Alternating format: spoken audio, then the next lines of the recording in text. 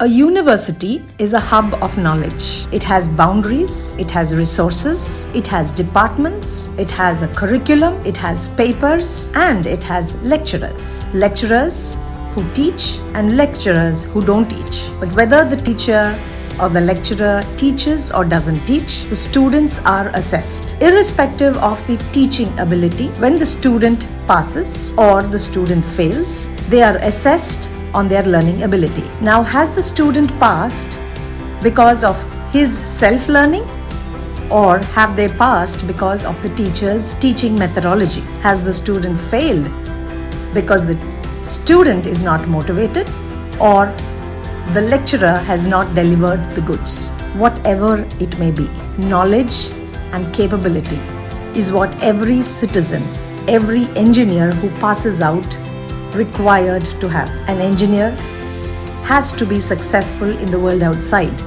and for that the foundation is the university. First, let us analyze lecturers. If we see hardworking lecturers, we also see lazy, unmotivated lecturers. These lecturers feel pressure even though they are senior, and they always feel that they are controlled constantly. And so the lecturer's performance, no matter how hard he tries, may not be equal to student performance. So the input given by the lecturers may not be equal to the output by the student. So there's a lot of issues regarding timetable, workload, teaching, planning. All this is putting the lecturers under stress. And what is plus points? What are his takeaways? He has a good salary, he's secure, he's relaxed, he's not focused, whatever it may be.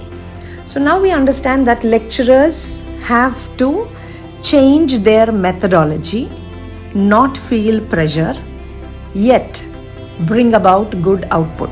When we look at the students, we find two types of students. One who work on their own, self-motivated, self-learning, and they come up. And we have two, those who depend on classroom teaching, and these are the kinds who are old-timers, the old school of thought, who are very static, and they are rankers only because of memorization, because of good lecturers. Now these lecturers and these students together have to come out with projects in the final year. Most of the projects today, we all know, is routine, cut, copy, paste, and paid projects. But we need to have projects which are innovative to the needs of the university, innovative to the needs of the society. And if you look at the students, these students who pass out every year are the citizens of our country. They are professionals. Some of them shine on an international platform. But if they have to shine on an international platform, what can we do to make that process easier? Now, when we look at universities, not just one, but several, we understand there are good universities and bad universities. JNTU Kakinada is indeed very special, famous, noted, and on the map of India. But when you compare it with other universities, great universities abroad, for example, suppose we compare it to Stanford or Harvard, what is different? Why are we less? Can we not be better than them? What makes us inferior? What is our unique strength? Can we not work on it to make ourselves better? Well, for this, our philosophy has to change. The way we think has to change. Now, what can we do to make the university better? This idea is only for the first initial year, where we work at the grassroots level. If it is already done, we can just work on it to streamline it a little more. But first and foremost, every person in that campus, every person in the university, every person who belongs to any college, every student, every faculty needs to have a holistic approach towards the course outline that they are going to teach or that they are going to learn. So first and foremost, I see that most of the students do not have an overview of the course that they are going to study. Either it is because the university is not giving it to them, or the student does not have access to it.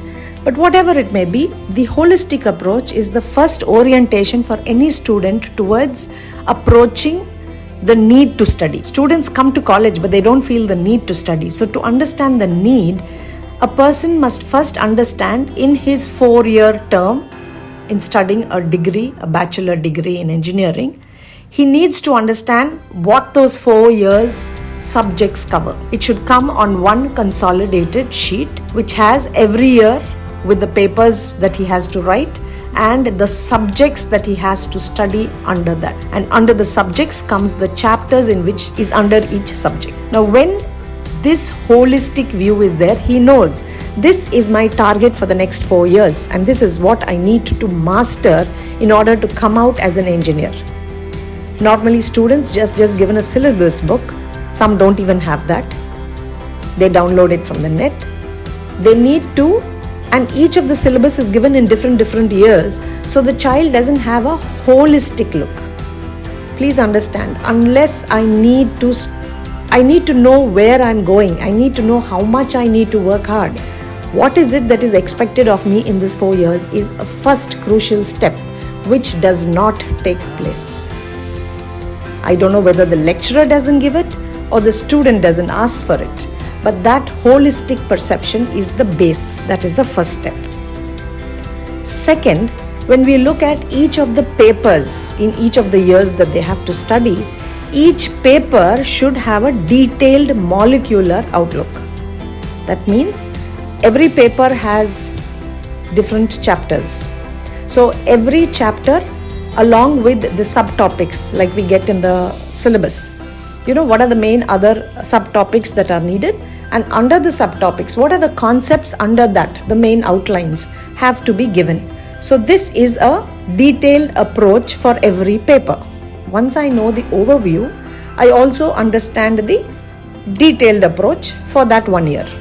Then when we look at each lesson, before a lesson is taught, we need to understand first why that lesson. What is the need for that lesson? In the day-to-day life, what use is it of me for me to study this lesson? Will I ever use this in my life? So a practical why question must be answered before the lesson is entered. Second, what is the lesson? Where we have a concept map of what are the different concepts in that chapter that is going to be taught, what are the subtopics, and under the subtopics, what are the basic concepts. Because if this is the skeleton of the lesson, over which if we work out in detail and explain and elaborate, you will have the entire lesson. And third, once the lesson is completed, how is the lesson applicable to day-to-day life? So application, utility of this lesson. Because this, every paper, every chapter, every lesson that is taught has to be converted into a research project.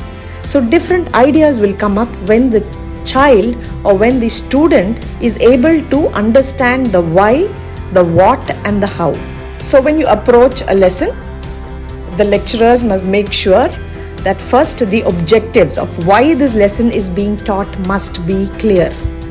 Most of us do not, we presume they know it, but we do not actually verbalize it. Second, the content that we are giving may not be uniform, may be based on whims and fancies, but it has to be very objective in the form of a handout. Third, assessment needs to be done, and the assessment should always assess whether the objective has been fulfilled or not. And if a surprise test is given, we will realize that that objective has not been reached, and we need to revamp our system of teaching rather than just play the blame game. And fourth, that lesson has to be application oriented, because just studying a lesson is of no use if we do not know why we are studying it. This is as far as what the lecturer needs to know. If this base groundwork is done by a lecturer, then I think the lecturer need not go into any more of hard work. This is the base that is needed. The next step comes when we go to the student level. Once the outline, the format, the basic introduction, the overview is all given to the student, it is up to the student to research a topic. Since already handouts are given, all the student has to do is go to the library and research on the same topic from different books. Then he has to pick up what is important, relevant, organize it into presentations. Develop a viewpoint to the lesson and participate in debates. in order to prove his or her point. And then every student has to create resources like handouts and PPTs on the concerned topic. And they also have to create research proposals on the different projects that can be done for each and every lesson. This must be the work of the student. Though we are asking the lecturers to do it, I feel that if this work is done by the student, then the student becomes active in the class rather than a passive listener. But the organizing the entire content and making it easy for the child to connect to the syllabus and the curriculum is needed by the lecturer. Third concept is that we have to now use technology. If all this material is uploaded onto the website, and this forms the base of the university knowledge, it becomes like another Wikipedia. And it is also transparent, and every year as every batch comes, you can upgrade the information and make this qualitative information even more qualitative. And D, the fourth point, is when we can have upgradation. So every batch that enters into the university can use this base knowledge and build on this knowledge rather than go back to step A. So we are raising the base level of knowledge and increasing the output.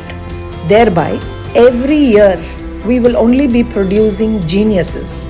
We don't have to study age-old theoretical matter, but we can start working on how to apply our knowledge and how to become scientists, inventors, and creators.